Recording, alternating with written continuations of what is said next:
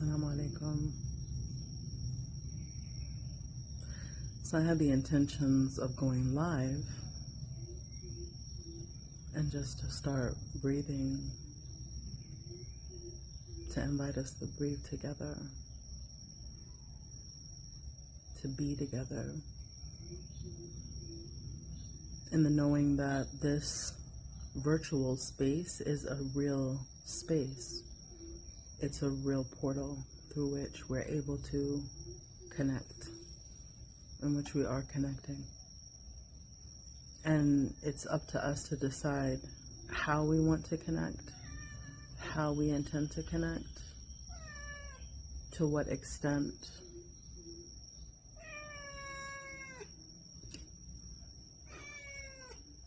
how deeply. So my intention was to go live, and I realized I couldn't longer go live. Why is that? Instagram is saying you have to have 1,000 followers. And then there's the aspect of going against community guidelines. And I really can't, I was never flagged. I was never alerted. The only thing that can come to me as a possibility is things I've posted that perhaps those who are behind Instagram they don't like, or maybe being in communication with someone who is in parts of the world that they don't want us communicating with them. So that could be part of it.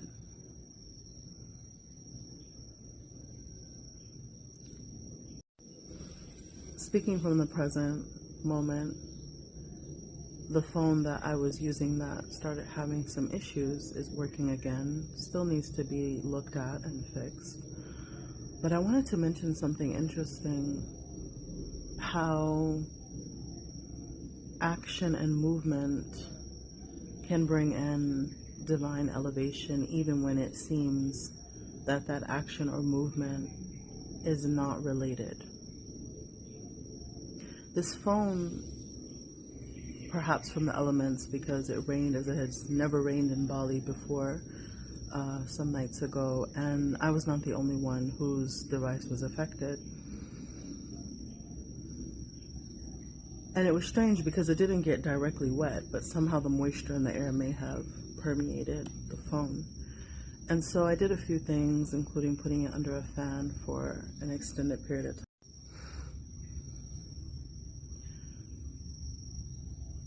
I saw that it didn't help, or it didn't seem to have helped, so I said I have to go out. I went out, was on my way to a particular location, but because of the road, something happening to the road, I couldn't go there. I go to another shop, and I tell him what's going on, and for more than 24 hours, it was the same exact glitch. And after driving and after making the effort to go, and I enter the shop, he plugs my phone in and the screen is showing normal. And I said, well, that's really strange because I said right up until I left, it was still glitching. So all of a sudden it's working. I mean, of course, anything could have happened, right? There's any number of things that could have happened, but the truth of the matter is irrelevant as far as my details, what happened with me and this device. But what comes up, or what came up right in the store, I said to him, or the two men who happen to be Muslim, I said to them, are you familiar with the verse in the Quran where Allah says, God says to Maryam, or Mary, the mother of Jesus, the mother of Isa, says to her after she has delivered Isa, alayhi salam,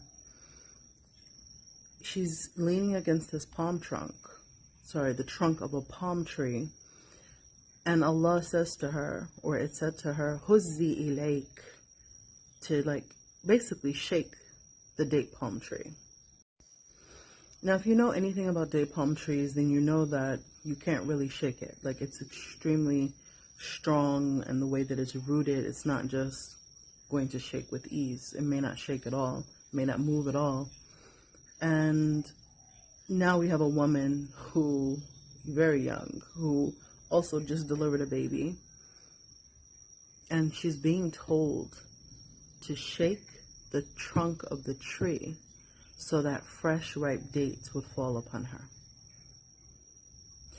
There was one scholar, one teacher who spoke about this, and he said that this was not because the action itself was going to cause the dates to fall down. It was from the divine perspective, or the divine speaking, the creator speaking and saying, make some effort. And when you make the effort, I will support you. I've seen that in my life. I've seen in my life situations where physical movement and physical activity facilitated that which was not directly connected. Like, there was this period of time, I remember, where I was walking. Every single day I would get out and I would go for a walk and I would do my exercises and I would do some, sprinting. And I remember what was going on at that time, how certain materials were coming to me, certain people were sharing with me from their knowledge or their program. Specifically, I had one of my friend's fathers. He sent me a program called Feel Free to Prosper that he was studying. And I benefited from that program, and my friend benefited from that program. And I knew somehow deep inside, like, I just knew I knew somehow that it was connected to me exercising. I knew it. It wasn't something that I needed to tell people, and I didn't tell people.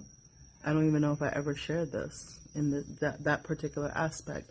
But within myself, there was this knowing that from the energetics, things were flowing, things were moving, and with every action, there's an equal or opposite reaction.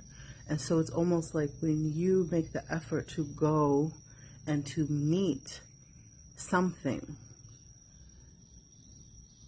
it's as if that which is aligned for you comes to meet you back. And it's fascinating. It's just fascinating. And I'm wondering if any of you have ever experienced that. Have you ever experienced that correlation of an action? Because something in me knew that there was a deeper issue at hand. It wasn't as simple as whatever was here. I knew it was something. And that's why we have to trust our body intelligence. That's why we have to trust when you have a heaviness somewhere, it's coming for a reason. When you have a distrust, when you have anxiety, when you have a depression, when any kind of feeling or heaviness, especially when you're experiencing it in your body, it has an origin. And that origin must be explored so that you do not keep repeating. It's like when you have a fruit or when you have a weed even, you have to get to the root. You can't just sometimes pluck it from the top. You have to get down to the root system to eliminate that. So that's what happened, and a corresponding reaction. And once again, the reaction doesn't have to be related in a direct sense. I can see this also with traumas. How one matter that went all the way back to childhood, all the way back to when we were young, how that can impact something that we do today. And it may not seem to be related. It may not seem to be coming from that cause. But when you start to actually go deeper and allow yourself to go deeper, there's a correlation.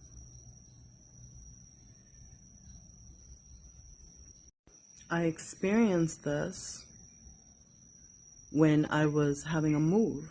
I was going to move from one place to another. One residence to another. This was years ago. This was perhaps around COVID time.